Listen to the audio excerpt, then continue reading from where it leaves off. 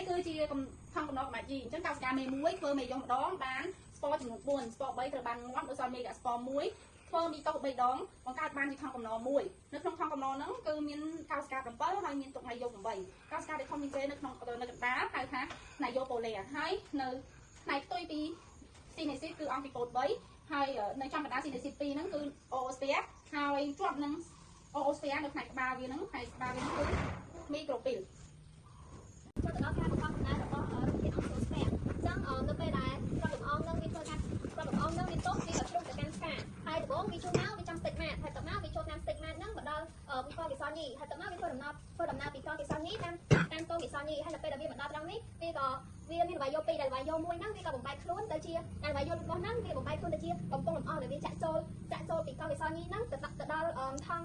ងកំណត់ដែលវាចាក់ចូលតាមនីក្រូពីលហើយបន្ទាប់មកល្បីតាមការហើយល្បីយកបន្តពូជហ្នឹងក៏វាធ្វើមីកូម្ដងវាធ្វើមីកូម្ដងបានកសិកម្មកូន2ហើយកសិកម្មកូន1វាធ្វើដំណើរតាមកំពង់លំអងហ្នឹងមកជួបមកដល់កង់នេះគឺវាជួបទៅនឹងអូស្វែហើយក៏បង្កើតបានទៅជាស៊ីហ្គូតហើយដល់ពេលស្កាម៉ាតូស៊ីអ៊ីតមួយទៀតវាក៏ធ្វើដំណើរមកជួបនឹងល្បីយកប៉ូលេដែលបង្កើតបានទៅជាA1 ម៉ែនដែលស៊ីហ្គូតហ្នឹងវាមានដូចជាកូនរុក្ខជាតិមានរឹសហើយមានស្លឹកដល់ពេលA1 ម៉ែនគឺជាអាហារបម្រុង